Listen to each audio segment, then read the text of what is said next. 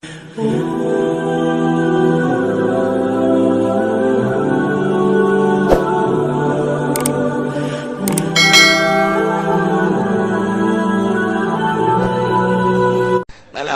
orang cek Imam Ghazali orang rada kurang normal mata teh sok gerage hudang orang memeh jam genep geus puguh subuh sok geura deuleukeun we cager hujanan sebab didinya teh ngandung-ngandung zat anu luar biasa geus rahasia Allah bae eta mah. A'udzu billahi minasy syaithanir rajim.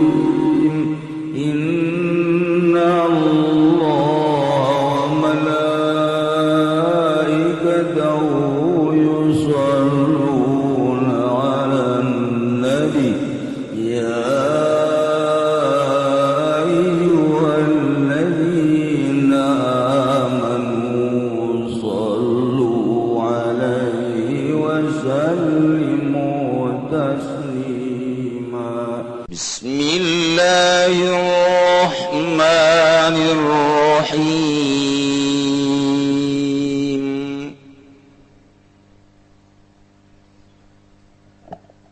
Wa huwa alladzi anzala minas samaa'i ma'an fa akhrajna bihi nabata kulli syai' فأخرجنا منه خضرا نخرج منه حبا متراكبا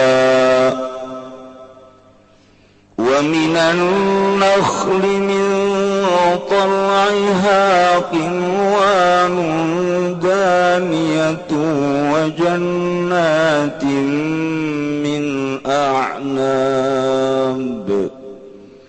وجنات من أعناب والزيتون والرمان مشتبها وغير متشابه انظروا إلى ثمره إذا أثمر وينعي إن في ذلكم لآيات لقوم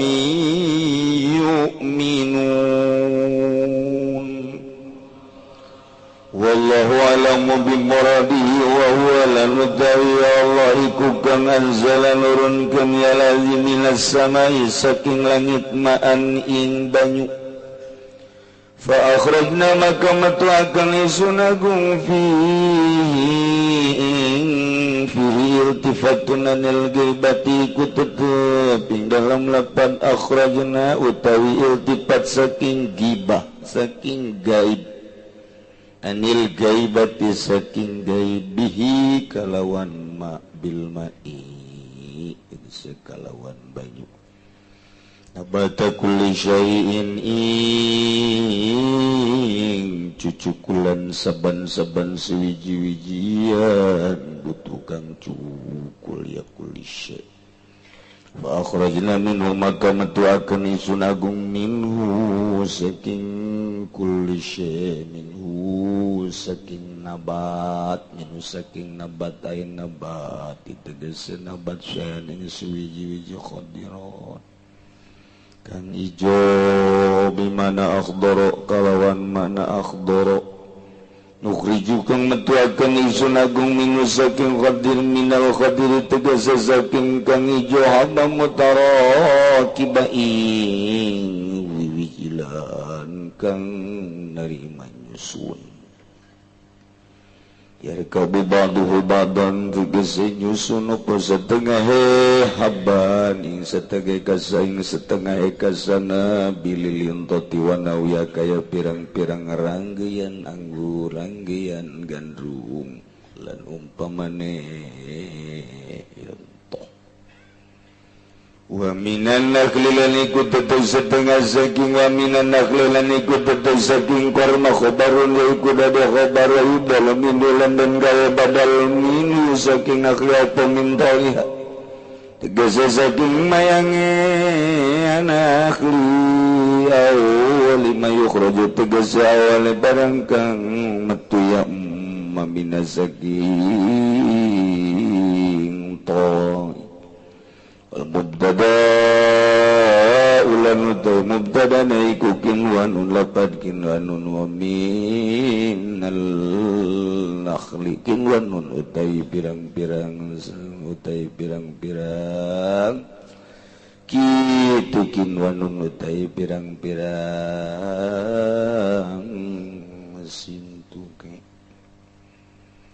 rajim tegese pirang-pirang tunase daniyatun kang para qaribun tegese kang para kapobaduha setengah kinwan min badin saking setengah wa akhrajna bihilan metuakeun ingsun agung bihi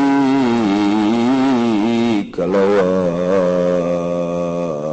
tolai jannatin saking kekebonan basati tegese pirang-pirang kekebonan min anabi tetap saking pirang-pirang anggur wa zaitun lan ing kayu zaitun wa rumana lan ing kayu dalima atawa lan ing tangkal zaitun lan ing tangkal dalima mustabihan halekang sarupa warakuhuma apa godongi karoni zaitun lan ruman halun iku dadi halwa garong mutasyabih lan orana kang narima sarupa apa famaruhuma buah karona zaitun lan ruman unzuruni ali sirakabe ya mukhatabin ayo kang den khitoban kabe nazra tibarin kalawan ningari itibar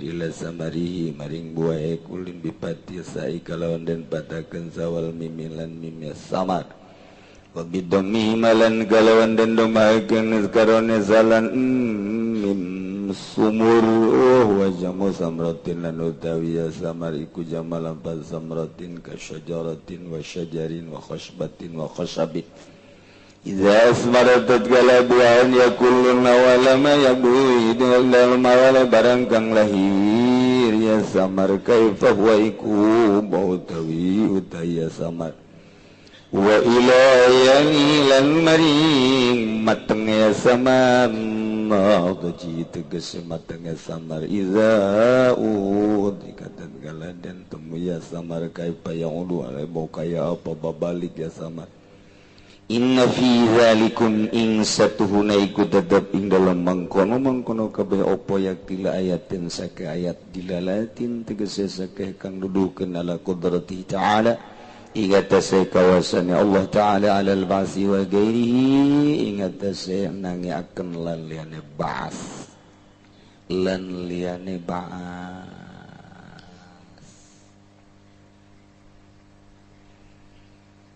Allah masih keleh nyaritakeun tentang kemahakawasaan Allah, maha sampurna kawasana Allah, maha hikmah, maha mulia, maha segala-gala. Dalil nomor kahiji tadi geus dijelaskan innallaha faliqul habbi wan nawa. Nomor kedua falikul isbah. Nomor katiluna wa huwa alladhi ja'ala lakumun nujuma litahtadu. Nomor kaopatna Allah ngajelaskan kemahakawasaan Allah wa huwa alladhi ansaakum min nafsi wahidah. Dalil kalimat iya. Masya Allah. Jang ojah, jang mimpar, jang inkar, jang terpercaya ka Gusti Allah bahwa Gusti Allah maha soni, maha kholik, maha sampurna sonina jeung kholikna, maha sampurna kekawasaan Allah Subhanahu wa ta'ala. Geus digalilan ku kahiji, kadua, katilu, kaopat, kalima kuari. Tapi geninganan pada buktina di dunia kuari loba anu inkar teu percaya kana kapangeranan Allah Subhanahu wa ta'ala. Lain jelema bodoh deui nu teu percaya. Jelema palalinter, gelar doktor, gelar profesor, gelar-gelar bangsa DRS dan lain sebagainya. Nyana otakna teu dibukakeun ku Gusti Allah kapinteranana jang minteran doang. Neangan jang pitayeun doang. Henteu bae nyana percaya karena sabada maot, teu percaya alam nu itu. Tapi urang masa kieu bodoh, urang masa kieu tapi alhamdulillah dibukakeun hijab ku Gusti Allah. Percaya sia? Alhamdulillahirabbil alamin. Mahal teh hidayah tengah. Duh, mahal jasa. Ya urang lamun teu iman ka Allah deuk nanaonan coba diuk di dieu. Deuk nanaonan. Lamun teu iman ka Gusti Allah, ieu teh tanda iman ka Gusti Allah. Diuk geus di dieu. Sanajan keur boga duit mah tetep ke puncak bae. Ieu mah memang sesa puncak bae mah. Teu baroga duit, nu kabingungan karak ngaji. Anu dicarekan kuno kolot ngaji, nenangkeun pikiran, nu kreditan teu kabayar ngaji. Kos kitu bae duit calon lurah eleh ngaji. Nu menang mah henteu. Menjadi DPR terjadi ngaji terus itu. Jadi apa berarti rombongan sakit hati. Ya Allah. Kaje orang sakit hati geja. Haji orang pelampiasan ngaji. Jadi berarti atuh wario bagusan nu areleh. Bagusan nu eleh calon lurah nu menang mah teu ngaji, nu eleh ngaji mending nu eleh. Salamet berarti. Kreditan ke maju mah teu ngaji-ngaji, barang teu kabayar-bayar, tereh dicokot ku dealer ngaji, maning cokot habek. Geus beres pokona. Kuari cari kanan bae kuno kolot ngaji, maning terus mun nyaho kula kana kolot carekan terus. Abe ngaji terus. Tuh, duit tegap-legap ngaji. Giliran buka duit, BBB jaga babaturan. Nah, minggu ini mau ngaji juga. Enon meeting. Segala meeting. Iya dalil kalimah ya Gusti Allah ngajelaskeun dalil kemahakawasaan Allah, maha sempurna kekawasan Allah. Allah teh maha pencipta. Allah teh anu ngabogaan nu bantak dijelaskan ku Gusti Allah timimiti innallaha falikul habbi wan nawa sisikian nang Allah subuh waktu subuh nang Allah falikul isbah kemudian kitu urang menang Allah asal ti hiji manusia Adam wali berayak bualaya maha kawasa Gusti Allah. Wari wa huwa alladzi Gusti Allah ta'ala alladzi zat anzala nurunkeun minas samai ti langit ma'an cai nu turun di langit mah cai hujan berarti nu nurunkeun hujan teh Gusti Allah.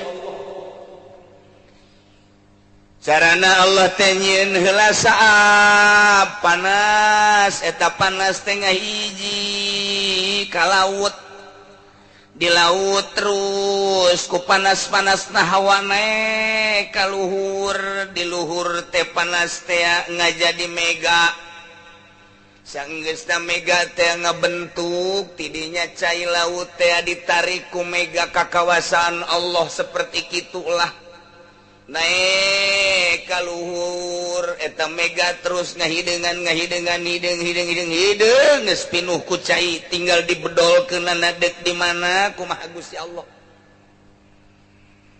Urang lamun wauh jeung mega mah mega sini dong kecuali Megawati eta ge urang digupai ku Megawati asal kamu kesini melalui tanduk.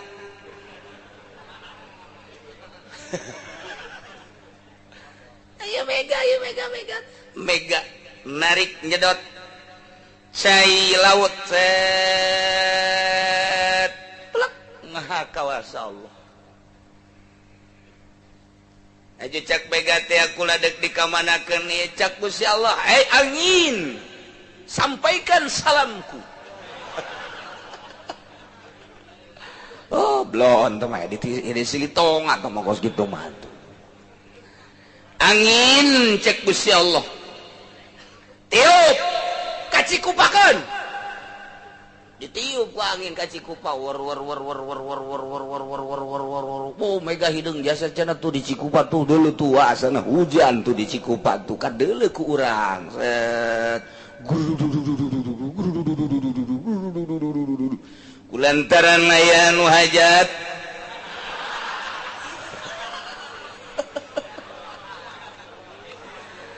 Yudi dinya aya anu ngayun-ngayun botol, aya anu ngabalikeun sempak rangda, uyah dikaluhur-luhur kentengkeun bolon. Cek nya anu kos kitu teh cenah nyarang hujan, emang nawauheun nya jeung Mega. Ulah percaya sia kana kos kitu ulah. Kecuali doa para wali-wali Allah. Wali-wali Allah mah bisa nya mah ngadoa modal kos kitu Gusti di Cikupa teh aya dulur abdi deuk hajat karunya modalna meunang nginjem ti dulurna. Lamun aju dihujadan ku Gusti boro-boro nu jauh nu deukeut geus teu daratang sebabnya na macan boga gaya daya tarik. Aya adu batur geus boga daya tarik bate kahalangan ku hujan aya nya mun dihujanan Gusti atuh mantakan moal aya nu dararatang eureun hajat engke nya ribut jeung pamajikanana panganten gengke bisa kasinggung acak-acakan abdi mah Gusti ieu mah supaya talalentrem hirupna supaya ulah raribut eta Mega supaya dipindahkeun ka ditu ka Solo Jawa amat cak Gusti pindahkeun ka Belaraja di Belaraja ge anu hajat deui di Jikarin cek kebo ge anu hajat deui ka Korelet di Korelet ge anu hajat deui ka Bitung di Bitung ge sarua geus ka ditu ka Solo wae ka ditu ngahujanan batik ris dipindahkeun set bisa kos kitu atuh bisa kakula ge bisa asal mere sapi hiji mah gedean hutang burung itu gecan pugu aju merek kula lah emang acak-acakan emang dukun kendi mah kos kitu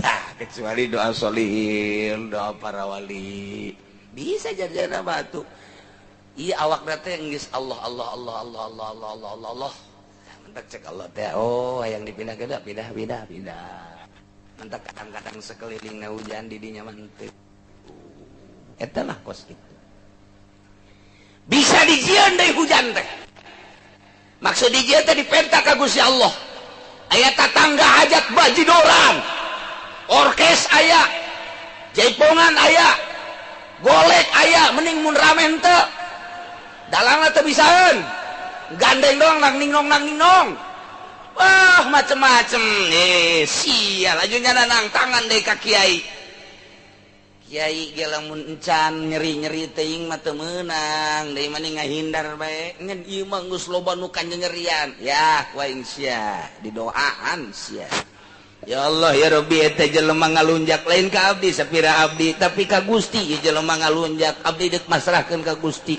cek Gusti aya ka aing onam cek nya aing mah tuh geus deuk kahujanan bae ulah Gusti pancenah ka aing atuh pandang atuh sianya lain ieu mah supaya lah karasaeun bae geus kunyana Gusti hujanan bisa saang sakitu caangna gelug wah di hujanan budak ka kawasan Allah sebab nu nurunkeun hujanna Gusti Allah kumaha Allah bae aya ge urang nu geus wauh jeung Allah makrifat ngaranna menta ka Gusti Allah. Nah ieu mah kasimpulanna mah nu nurunkeun hujan adalah Gusti Allah Subhanahu wa ta'ala. Maha kawasa Allah tuh. Jalain jenderal menurunkan hujan mah, lain RI1 menurunkan hujan mah, jalain kapten menurunkan hujan mah, lain letkol menurunkan hujan mah. Oh, bu RT mah becus naon supir RT. Digaji henteu naon henteu di neraka ngap-ngapannya na. Rugi jasa aja hidup jadi RT mah tuh. Digaji henteu naon henteu. Di akhirat pamarentahnya na. Tapi lamun RT di hese urang ge. Asal niat ibadah bete, tenang teh. Wah.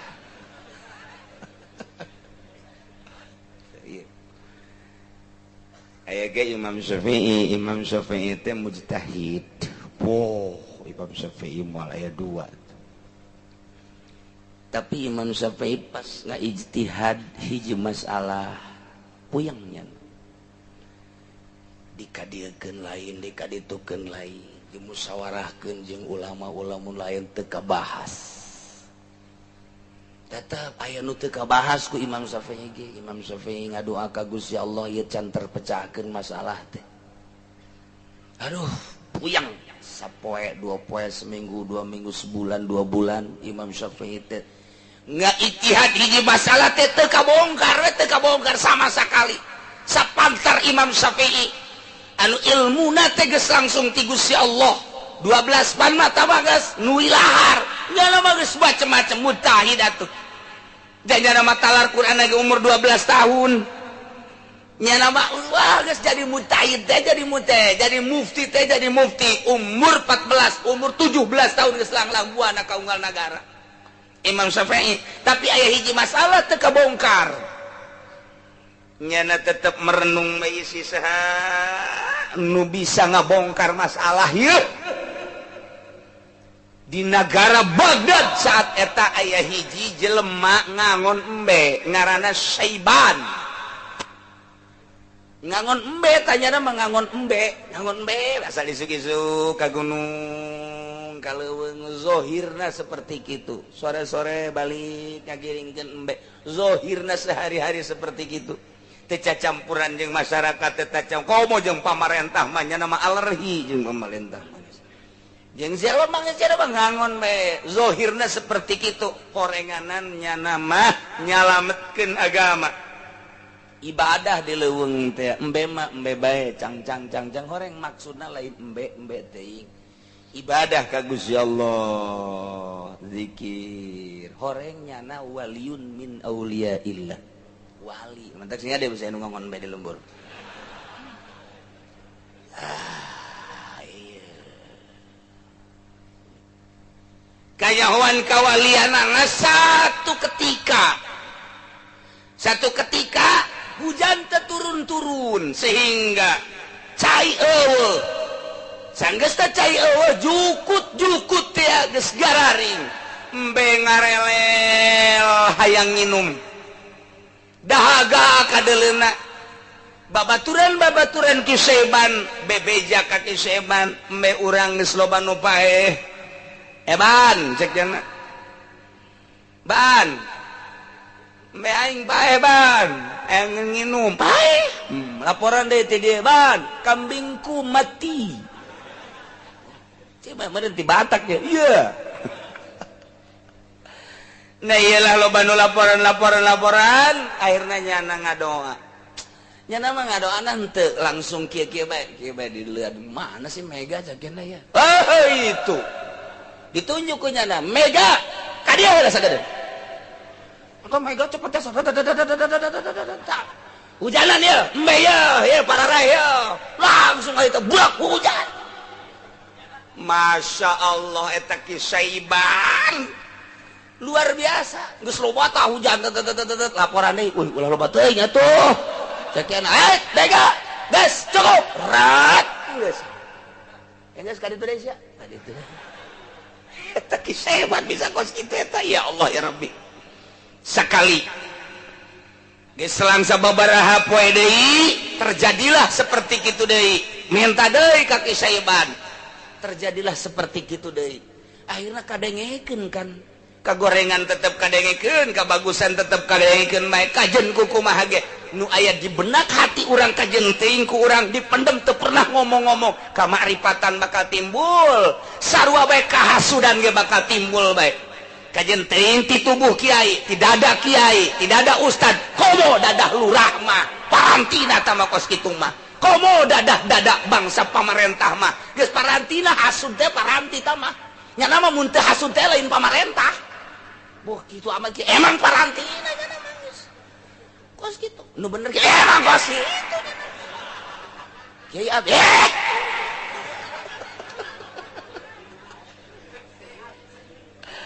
atunya lamun bala lener mah teu hasud teu sirik pidik atunya nang urusan rakyat eta mah nya nama menerekam macan mun nyaho hayang nyaho ka macan tutul eta teu kabeh nu jadi macan-macan nu jadi mamacan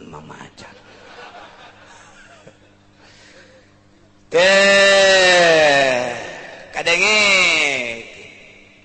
teh bagus jeung goreng ada urang teh hate teh kadenge bae ku batur kajen kukumaha ge kajen teuing urang jadi kiai ditutupan make udeng-udeng make sorban wayah hasud ka nyahoan bae ku batur wayah ria ka nyahoan bae ku batur padahal disumput-sumput kurang ngomongna urang ngomong sufi bae ngomongna ngomong wali bae ngomong kiai bae mapatahan bae wayah hasud ka ambeul ku jelema kajen teuing urang nyumput bae kajen teuing kukumaha ahli ikhlas ka nyahoan bae ku masyarakat sebab eta teh tadi sarapih-rapihna meuyeum tarasi sapeup babung sabagus-bagusna ngabubuy tarasi tetep ka ambe bae urang keur leumpang budak bau belum tarasi jayeungna tah ka ambe ku urang keur leumpang waduh opor ieu bangun wal ka mana sugan di ondang jeung teh tolol teh budak ngambe doang aduh teh kadengekeun kisah teh seperti eta bahkan satu ketika terjadi tanpa nurunikeun hujan bebeja kabeh babaturan ngangon-ngangona bahwa ieu embe urang geus kalancih kuari kurang jukut di Bagdad saat eta ceuk hebat ulah gandeng-gandeng berem jukut hejo sia bedak usararejo embe dikadijakeun kabeh boh urang mun ngangon jeung Ki Saeban mantep urang mah mantep urang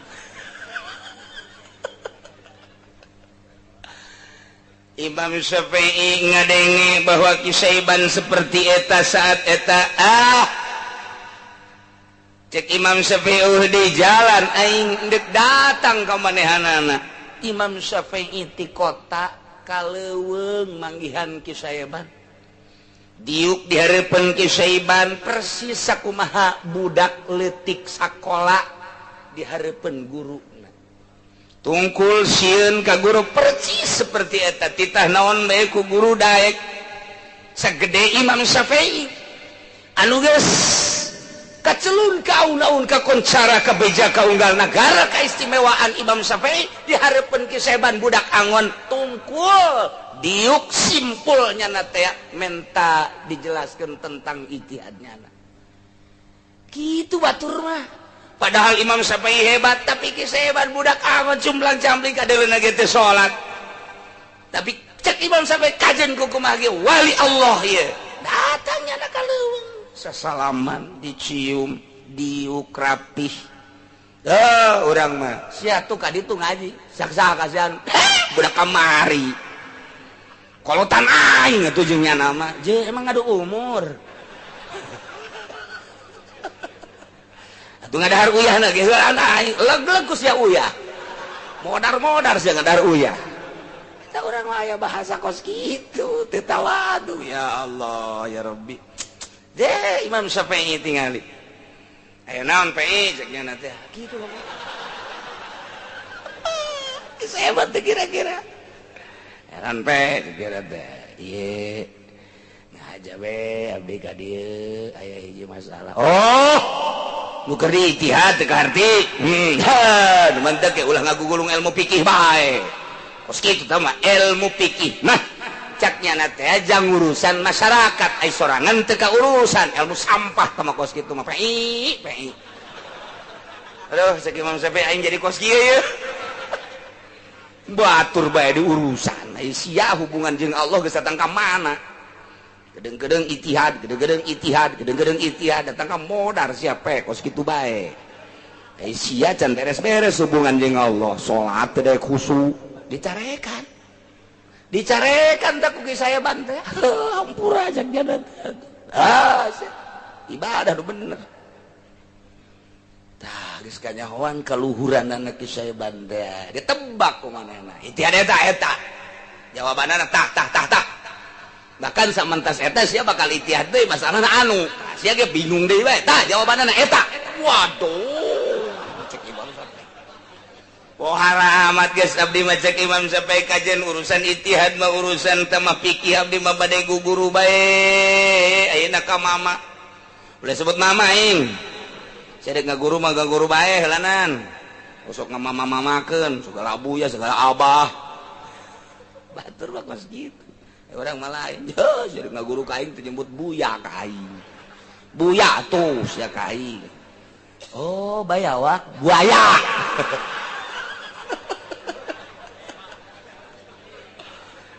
Masya Allah, Imam Syafi'i ngaguru batin ka Kisaiban, ninggalkeun urusan-urusan itihad heula. Dititah curug ku curug Kisaiban budak angon, anu. Imam Syafi'i lantaran cerdas langsung dengan cepatnya na usul ilallah.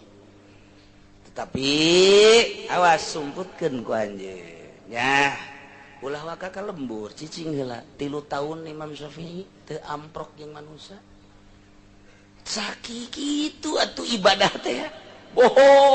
Lain hayu boga hadis hiji 2 manggung beak di buleudan datang ka ongkek nya kikituan bae aya hubungannya na jeung Allah teu beres hubunganna jeung amplop jeung makhluk neraka teh kos kitu teh lain cakula cek Imam Ghazali jelema nu ngagugulung pikih bae halikun geuna paeh coba kerasa ujianna neraka teh kos kitu lantaran adigung aya di ahli fikih, sombong aya di ahli fikih, takabur aya di ahli fikih, ngadu masalah malulu ahli fikih mah bisa naon sih sia yo japul jawabe di kumis aing ya patul muin di bulu bitis sama kos kitu mah sapi nama irung tadi dia hayo ngadu jeung aing kitu bae ahli fikih mah kitu bae ahli fikih mah oh lu teu kabahas ku ahli fikih mah dibahas kabeh ge NU ngebahas tentang fikih dina bahsul masail geus berbagai wudu salat segala muamalah ubudiyah geus beres kabeh muncul permasalahan bagaimanakah manusia kalau jantungnya rusak kemudian diganti oleh jantung hewan sementara jantung yang akur dengan jantung manusia adalah jantung babi bagaimana andai kata manusia jantungnya diganti oleh jantung babi selesai di NU dibahas. Bagaimanakah andai kata manusia tulangnya ini rapuh, keputihan, atau bagaimana sajalah yang jelas sudah tidak berfungsi lagi. Kemudian harus diganti. Yang akur adalah salah satu hewan yang akur dengan yang senyawa dengan tulang manusia adalah tulang uak-uak dan tulang babi. Nah, andai kata diganti dengan tulang babi, bagaimanakah hukumnya menurut fikih? Selesai dibahas oleh ulama-ulama NU waktu bahsul masail. Geus tinggal leuleuhan bae teh kudu maca kitab, bari ngedeng ge bisa leuleuhan clipping-clipping NU. Bagaimanakah donor darah? Bagaimanakah hukumnya donor mata? Geus dibahas berbagai-bagai permasalahan. Nu kamari ieu dibahas tentang wakaf.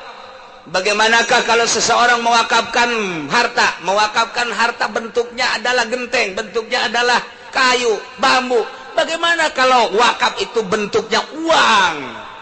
Terus dibahas, selesai geus segala rupa ge. Nu teh selesai.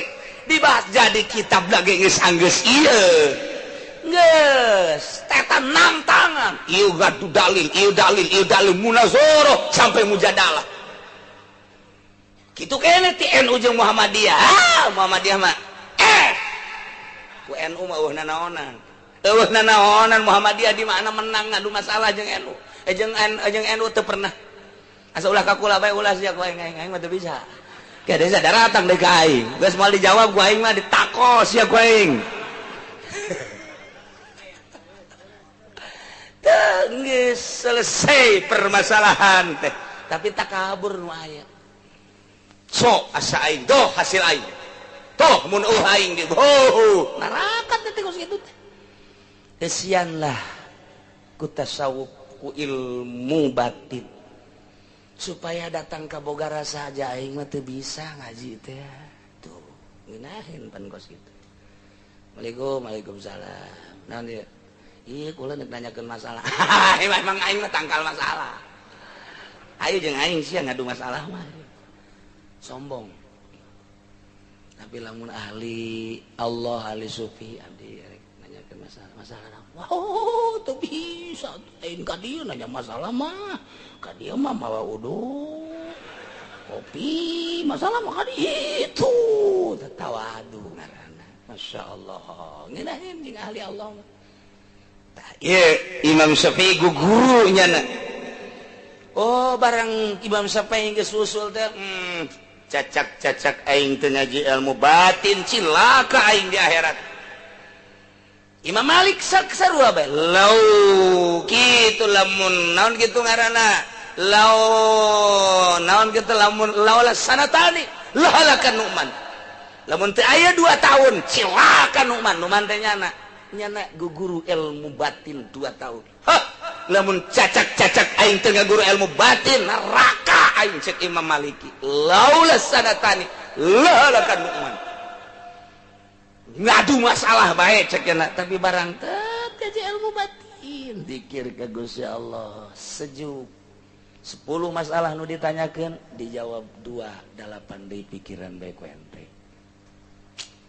nanyakeun masalah 20 dijawab 4 anu sabaraha teh sadata 16 pikiran bae ku sia engge teu kaharti cekna tawadu masyaallah.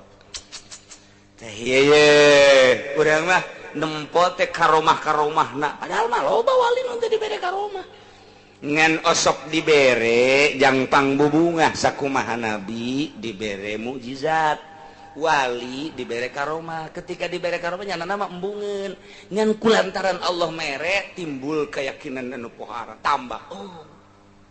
Oh, cak teh. Oh, gitu. Aing ieu waduh barang hujan jibreg aing. Karomah berarti kehujanan keneh berarti aing. Itu lain karomah teh mah biasa bego. Mun teu kehujanan ka arah. Insyaallah ieu tas dahar jadi seubeuh karomah berarti. Itu blon tuh. Iya Imam Syafi'i bae guguru batin. Jadi jana teh udeng-udeng teh dibuka heula guguru. Ka tukang angon, ya Allah ya Rabbi, etalah bisa nambai hujan. Nang Allah kene lantaran geus wau jeung Gusti Allah. Kos kitu. Nah iyalah maha kawasa Allah, maha sampurna kekawasan Allah. Lantaran Gusti Allah teh allazi anzala minas sama'i ma'an, nurunkeun hujan ti luhur langit melalui mega.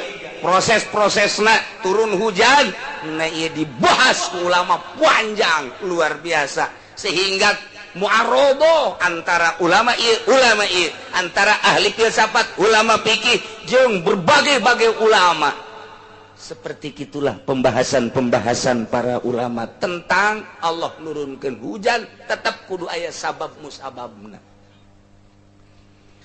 Fa akhrajna bihi habbau nabata kulli syai. Barang Gusti Allah geus turunkeun hujan masya Allah ku sebab hujan teh Allah ngajadikeun jajadian berbagai jajadian. Iltifat itu cek ahli bilagah mah lantaran tadi kapan gaib wa huwa Gusti Allah teh allazi anzala minas sama'i ma kunaon atuh ka dieu lain fa akhrajahu tapi fa akhrajnahu iltifat wal iltifat wa huwa al intiqalu min badil asali bi ila badin qamin cek dina johar maknunna jadi ngandung rahasia teh iltifat di dieu tina gaib kuari kana hadir tuh anil gaibah supaya nyongsong fa akhrajna bihi nabata kulli syai kaula nu agung geus ngajadikeun ku sabab hujan tersebut kana berbagai jajadian pare jadi jagong jadi buah jadi geus puguh nu dipelak mah di hujanan jararadi nu teu dipelak kurang jukut jadi teki jadi sagala eceng gondok jararadi sagala wah macem-macem nu kurang dipake ka embung ge jararadi bae hejo lemok ku ayeuna hujan teh neuleuh urang ka pegunungan masyaallah ngemprai mani asana waas hate teh ku hararejona neuleuh ka belah dieu cai singkolocor di sisi-sisina teh aduh luar biasa eta jajadian geus puguh bangsa taleus mah geus puguh bangsa wah nu karar itu jararadi pohara jasa nang saha eta ngajadikeun maha kawasa Allah nurunkeun hujan tidak hujan jadi breng jajadian ya Allah ya Rabb tidinya fa kharajna minhu khadira Gusti Allah teh ngajadikeun tina hujan kemudian jajadian teh dijadikeun ku Gusti Allah hejo lemok ya Allah ya Rabbi harejo pohara jasa mantak sehat kana mata mun urang deuleu nu hejo-hejo aduh ya Allah ya Rabbi urang deuleu nu hejo isuk-isuk masyaallah mani ngagemblok-gemblok lempangna sehat mata sial sih mah kanu kitu bae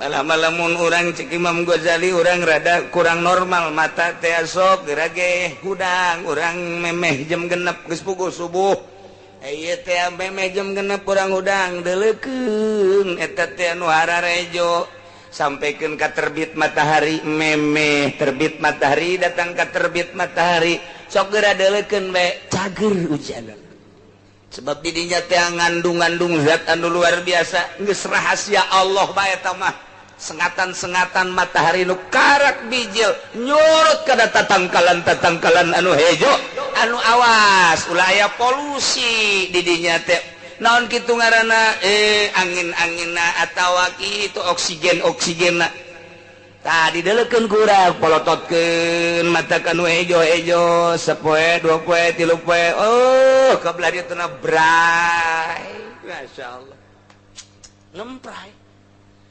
pada rumah kurang ieu mata isuk-isuk memeh jam 6 kira-kira kurang saparapat kira-kira lamun dek terbit matahari na jam 6 berarti ke urang eureun jam 6 lewat seprapat atau setengah 7 atau mun ngarasa ngeuna teruskeun datang ka jam 7 diu kurang di sisi imah kadituna sawah ngemprai nu kasorot ku panon poe pamajikan mawakeun kopi jeung rokok Ji Samsu di dieu masyaallah maka sesengitan bari mencetan ka urang teh atuh tambah teu kudu neuleuh nu hejo-hejo ge geus senang tah kos kitu mah sehat seger tah kos kitu pohara jasa iya Gusti Allah nurunkeun hujan tina hujan ngajadikeun jajadian seluruh jajadian nusok jadi jeung nu ku Allah dikersakeun kemudian tina jajadian eta dijadikeun ku Gusti Allah hejo lemok matak geunaheun kana dedeuleuan mata urang nukhrijum minhu habban mutarakiba jadilah tatangkalan tina cai hujan tersebut hejo gede rindang lamun buah gede mun jagong jadi gede kacang jadi gede pare jadi gede timbul tina asal cai hujan subur jadi hararejo kuari kembangan ih masyaallah nukhriju minhu ku Gusti Allah dijadikeun tina nu hejo eta sisikian anu ngentep coba ge kurang deuleu kuari kaluar gandrung ngentep sikina teh ti luhur tepikeun ka handap nang saha ngentepkeun Nelepare urang bekah kuari esian plet tungkul buahna buah pare tiluhur tepi kahandap makin ngentep meni ngentep itu menang saha ngentepkeun masyaallah berbagai-bagai bubuahan keluar anggur ngentep tiluhur tepi kahandap tiluhur rada gede beuki ka dieu rada leutik ka dieu rada ti kecongonat leutik menang saha ngentepkeun kos kitu ya Allah ya Rabbi maha kawasa Allah maha sampurna kekawasan Allah tina hujan ngajadikeun jajadian ya geus jadi jajadian teh keluar kembang keluar buah nang ngentep rapih luar biasa ngentepkeun ngarapikeun nang sah lamun lain nang Gusti Allah yarkabu ba'du ba'dan kasada bilil hintati wa nahwi berbagai tatangkalan anu rindang anu buah nang ngentep Allahu Allahu Allah Allahu Allah la ilaha Jibril Mikail Israfil Munkar wa nakir rakib atid Jibril Mikail Israfil Izrail Munkar wa nakir rakib Allahu Allah Allahu Allah la ilaha kahiji Nabi Adam kadua Nabi Idris katilu Nabi Nuh kaopat Nabi Hud kalima Nabi Saleh kagenep Nabi Ibrahim katujuh Nabi Lut kadalapan Nabi Ismail sambilan Nabi Ishaq 10 Nabi Yakub 11 Nabi Yusuf 12 Nabi Ayub 13 Nabi Syuaib 14 Nabi Harun 15 Nabi Musa 16 Nabi Ilyasa 17 Nabi Zulkifli 18 Nabi Daud 19 Sulaiman 20 Nabi Ilyas 2 hiji Nabi Yunus 22 Nabi Zakaria 20 Nabi Yahya 24 Nabi Isa 25 Nabi Muhammad sallallahu alaihi wasallam moal aya deui Nabi dugi ka poe moal aya deui Nabi dugi ka poe Allahu Allahu Allahu Allah Allahu Allah la ilaha Jibril Mikail إسرافيل عيد منكر ونكير ركب عاتب جبريل ميكائيل إسرافيل عزرائيل منكر ونكير ركب الله